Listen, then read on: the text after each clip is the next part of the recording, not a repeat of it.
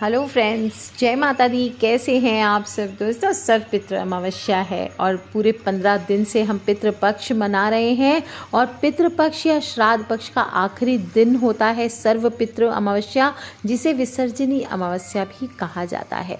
इस अमावस्या पर सभी पितरों के निमित्त श्राद्ध किया जाता है।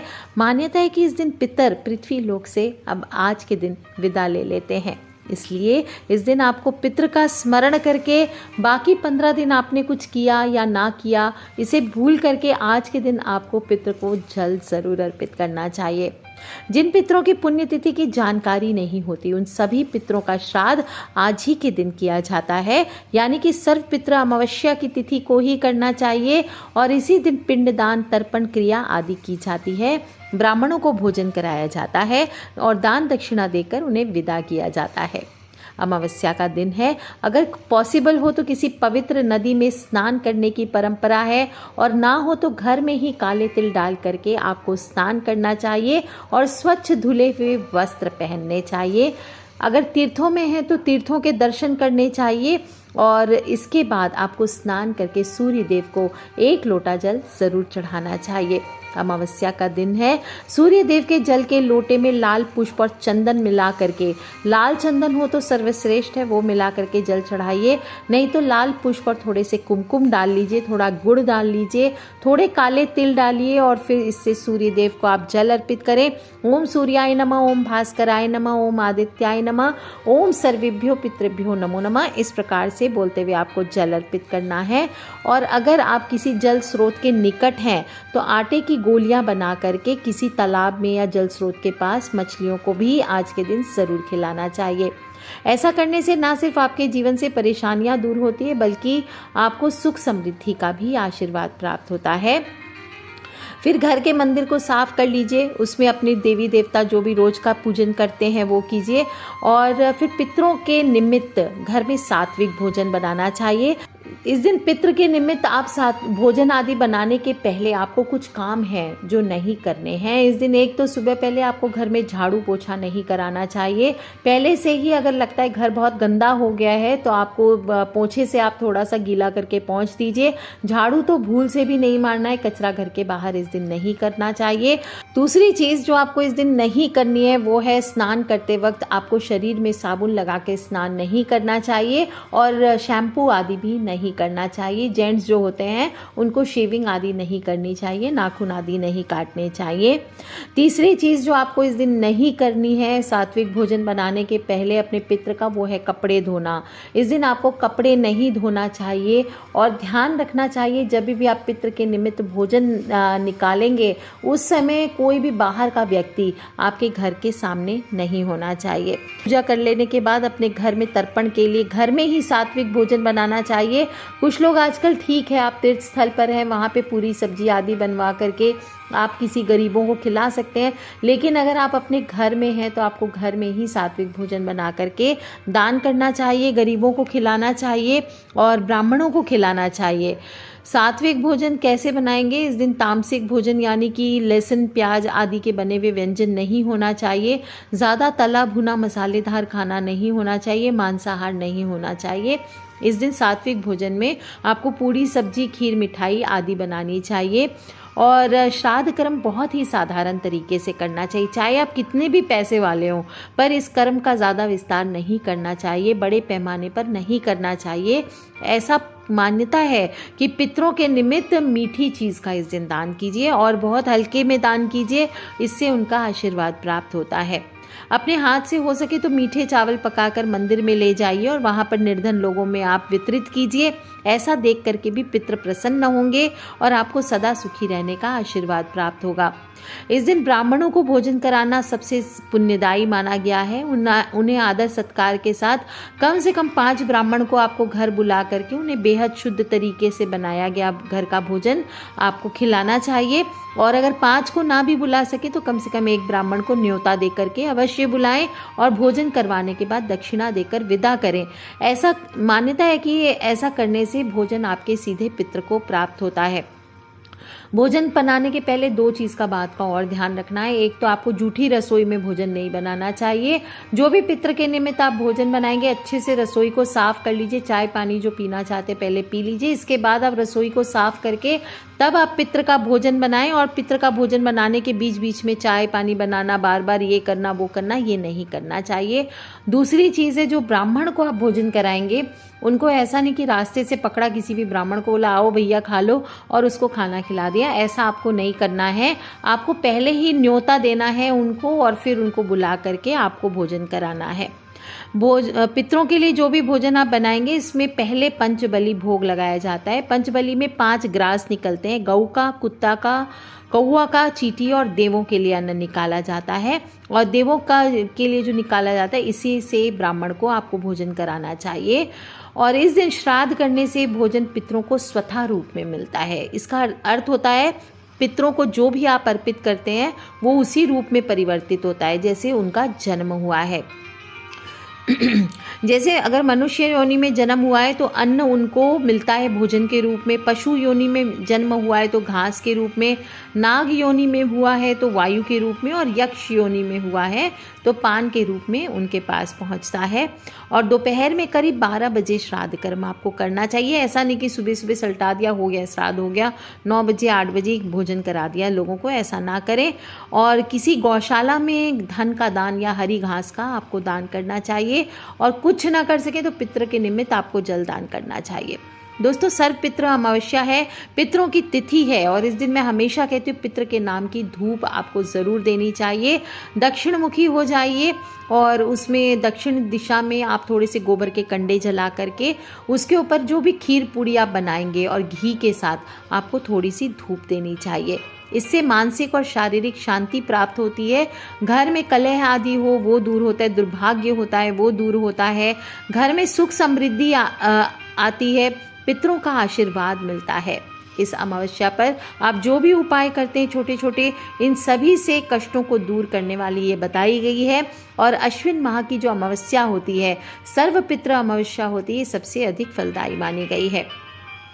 दोस्तों, इस दिन आप पितृदोष जैसे अशुभ योगों से भी मुक्ति प्राप्त कर सकते हैं। अगर आपके भी जीवन में हमेशा बाधा बनी रहती है, परेशानियां बनी रहती है, जिस कारण आपको बहुत अधिक संघर्ष करना पड़ रहा है, तो ये वाली तिथि आपको खाली नहीं जाने देनी है। इस दिन आपको छोटे छोटे उपाय पितृ के निमित्त करना ही चाहिए।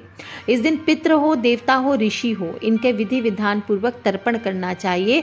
तर्पण विधि जो लोग पंडितों से नहीं करा सकते, घर में मैंने तर्पण विधि बताई हुई है, वीडियो के नीचे लिंक दे दूंगी, उस प्रकार से आप घर में ही तर्पण कर सकते हैं। और इस दिन देवताओं का तर्पण चावल से, ऋषियों का तर्पण जौ से और पितरों का तर्पण तिल से करना चाहिए। जो भी श्राद्ध कर्म करेंगे उसमें तिल ज़रूर बिछाएं, ये सावधानी रखनी है, नहीं तो हवि जो होता है वो कहते हैं कि जो प्रेत आत्माएं होती है वो खा लेती है, इसलिए इस दिन आपको ध्यान रखना चाहिए। दोस्तों, वैसे तो प्रत्येक पर्व पर ग्रह नक्षत्रों का अपना महत्व होता है, लेकिन इस बार जो ग्रह नक्षत्र हुए हैं 6 अक्टूबर बुधवार के दिन हम सर्वपितृ अमावस्या मना रहे हैं और बहुत ही खूबसूरत संयोग में आया, यानी गज छाया योग बन रहा है। इससे पहले ये योग 11 साल पहले 2010 में बना था। गज छाया योग जो होती है ये बहुत ही शुभ मानी गई है। 6 अक्टूबर को सूर्योदय से लेकर सूर्य और चंद्रमा शाम 4:34 तक हस्त नक्षत्र में होंगे और इस स्थिति के कारण ही गज छाया योग बन रहा है। और इस गज छाया योग में जो भी श्राद्ध कर्म करते हैं, तर्पण करते हैं, जो भी पितृ के निमित्त आप गजेंद्र मोक्ष का पाठ करते हैं, जो भी उपाय करेंगे, गरीबों को भोजन कराएंगे, कहते हैं इस योग में श्राद्ध करने से, दान करने से आपके पितरों की क्षुधा जो होती है, यानी उनकी भूख प्यास जो होती है पितृ की, वो 12 साल तक के लिए शांत हो जाती है। अब ये योग सीधा 8 साल बाद बनेगा 2029 में, इसलिए इस तिथि को खाली ना जाने दें। और अमावस्या तिथि की जो स्टार्टिंग है, बिगनिंग है, वो 5 अक्टूबर को हो चुकी है, मंगलवार को शाम को 7:04 पर। और अमावस्या की तिथि 6 अक्टूबर को दोपहर को 4:34 तक रहने वाली है। गज छाया योग बन रहा है, तो इस दिन पितरों का श्राद्ध करेंगे और साथ ही साथ आपको घी और चीनी मिला करके आपको दान करना चाहिए। अगर लगता है कि नहीं ये ठीक लग रहा है तो कम से कम दोनों चीज़ें आधा आधा किलो ही सही साथ में आपको दान करना चाहिए। इससे भी पितृ को शांति मिलती है और जीवन के सभी संकट दूर होते हैं। साथ ही साथ राहु काल का भी इस दिन राहु के उपाय भी आप कर सकते हैं। इस दिन राहु को शांत करने के लिए 7 प्रकार के अनाज का दान करना चाहिए। नीले वस्त्र हो, कांच से बनी हुई चीज़ें हों, इनका दान आज के दिन करना चाहिए। इससे राहु की शांति होती है और इस दिन भगवान शिव और गणपति देव की पूजा करने से भी लाभ की प्राप्ति होती है। अब आपको शाम को एक उपाय ज़रूर कर लेना है। आपको इस अपने घर में शाम के समय 2, 5, 16 दीपक जलाने की ऐसे तो नियम होता है, लेकिन आप सिर्फ 4 ही दीपक जलाइए और वो भी शाम को सरसों के तेल का आपको दीपक जलाना चाहिए। दोस्तों, अमावस्या की शाम जो होती है, एक तो पितृ के निमित्त होती है, दूसरी माता लक्ष्मी। जो दिवाली हम मनाते हैं तो दिवाली भी कौन से दिन आती है? अमावस्या तिथि को आती है। इसी तरह से अमावस्या की जब तिथि आती है तो लक्ष्मी प्राप्ति का भी दिन होता है। इस दिन शाम को खाली नहीं जाना देना चाहिए। इस दिन शाम को सरसों के तेल के 4 दीपक आपको जलाने हैं और इन्हें घर की चौखट पर ऐसे रखना है कि इनका मुख, जो बाती लंबी यूज़ करनी चाहिए आपको, इनका मुख बाती का ऐसे रखना है कि दक्षिण दिशा की तरफ इसका मुख हो। और एक दीपक और एक लोटे में जल लेकर के आंख बंद करके अपने पितरों को याद कीजिए और उनसे प्रार्थना कीजिए कि हे पितृपक्ष खत्म हो गया है, मैंने अपनी तरफ से प्रयत्न जितना हुआ मुझसे उतना मैंने करके आपको तृप्त करने की कोशिश की है और आप तृप्त होइए और अपने सभी परिवार के सदस्यों को आशीर्वाद दें और आप अपने लोग को अब शांतिपूर्वक तरीके से लौट जाइए। इस तरह से आपको पितृ को प्रार्थना करके विदा करना चाहिए। जो लोटे का जल रहेगा वो आप अगर सूर्यास्त के समय कर रहे हैं इस उपाय को तो आप तुलसी जी में डाल दीजिए और नहीं तो इसको रखे रहने दीजिए। अगले दिन सुबह आप सूर्य देव के निमित्त भी इस जल को डाल सकते हैं या किसी पौधे में डाल सकते हैं, पीपल आदि में डाल सकते हैं। जो दीपक है या तो पीपल के नीचे रख सकते हैं या फिर तुलसी में आप उस दीपक को रख दीजिए या फिर दक्षिण दिशा के कॉर्नर में आपको इस दीपक को रखना चाहिए। दोस्तों, इस दिन काली चींटियों को भी शक्कर मिला हुआ आटा खिलाने से पितृ दोष से मुक्ति मिलती है। पितृ अमावस्या पर बहुत ही विशेष लाभ की प्राप्ति होती है और अगर आपके ऊपर बहुत समय से कर्जा चढ़ गया है तो एक बार इस उपाय को करके देखिए, आपके सभी कर्ज से आपको मुक्ति ज़रूर मिलेगी। आपके पापों का नाश होता है और कहते हैं कि पितृगण हमारी सभी गलतियों को माफ़ करते हैं। दोस्तों, सर्व पितृ अमावस्या के दिन आपको एक नींबू से भी उपाय करना है। एक नींबू आपको सुबह पहले ही, अभी जब आप वीडियो सुन रहे हैं, रख दीजिए इसको शाम तक, सूर्यास्त तक, और शाम के समय इसको पूरे घर में घुमा लीजिए। जितने घर के मेंबर्स हैं उन सब के सिर से आप उल्टी दिशा में 4-4 बार उबार लीजिए और फिर इसको 4 टुकड़ों में काट करके आपको किसी चौराहे पर, चौरास्ते पर लेकर के जाना है या घर की छत पर जाइए और चारों दिशाओं में एक एक नींबू का टुकड़ा आपको फेंक देना है। दोस्तों, कहा जाता है पितृ अमावस्या पर जब भी आप ये उपाय करते हैं तो आपके जीवन में अगर बाधाएं आ रही है, किसी भी प्रकार के ग्रह दोष हैं, वो सभी शांत होते। किसी ने कुछ किया धरा है, बुरा नज़र आपके ऊपर पड़ा है तो वो सभी दूर हो जाते हैं। पितृ अमावस्या है और काल सर्प दोष की मुक्ति के हम उपाय न करें, ऐसा हो नहीं सकता। इस दिन चांदी के छोटे से नाग नागिन को लेकर के उसकी पूजा करके आपको माथे से स्पर्श करा करके इसको बहते जल में प्रवाहित करना चाहिए। और पितृ अमावस्या पर इस उपाय करने से कहा जाता है कुंडली में काल सर्प के दोष भी दूर होते हैं। इस दिन पितृ के विसर्जन का दिन माना जाता है, इसलिए अभी तक अगर आपको कोई भी पितृ की तिथि अगर याद नहीं है तो इस दिन सभी का नाम लेकर के आप पितरों के निमित्त श्राद्ध कर दीजिए, पिंड दान कर सकते हैं, जल से तर्पण कर सकते हैं।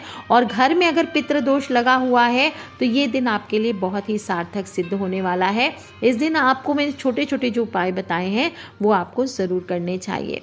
और दोस्तों, चूंकि पितृपक्ष को पितरों का कर्ज उतारने का समय कहा गया है, ऐसे में सर्व पितृ अमावस्या के दिन आपको गजेंद्र मोक्ष स्तोत्र का पाठ जरूर करना चाहिए। कर्ज से मुक्ति पाने के लिए गजेंद्र मोक्ष स्तोत्र को सर्वाधिक फायदेमंद माना गया है। कहा जाता है जब हाथी पूरी तरह से डूबने लगा था और मगरमच्छ ने उसके पैर किसी भी हालत में छोड़ने से राजी नहीं हुए, तब भगवान श्री हरि को विष्णु को उसने पुकारा था, बहुत ही दर्दनीय तरीके से उनकी स्तुति की थी और इस स्तुति को सुनकर भगवान विष्णु वहाँ आए और हाथी की रक्षा की थी और गज और ग्राह यानी मगरमच्छ दोनों को मोक्ष की प्राप्ति हुई। सभी तरह के संकटों से मुक्ति दिलाने वाला पाठ है ये स्तोत्र, सभी तरह से मुक्ति का मार्ग दिखाता है। और पितृ अमावस्या के दिन भगवान विष्णु के समक्ष आप दीपक जला करके दक्षिण दिशा में मुख करके गजेंद्र मोक्ष स्तोत्र का पाठ पढ़ें या सुने। आप देखेंगे विष्णु भगवान का ध्यान करके आप इस पाठ को करते हैं तो आपके पितृ की किसी भी प्रकार की नाराजगी है वो दूर होती है, पितृदोष समाप्त होता है। और इस दिन ध्यान रखना चाहिए, पाठ करके अगर आप जलेबी का भोग लगा सकते हैं तो वो ज़रूर भोग लगाइए और फिर सभी में आपको वितरण करके प्रसाद के तौर पर इसे खाना चाहिए।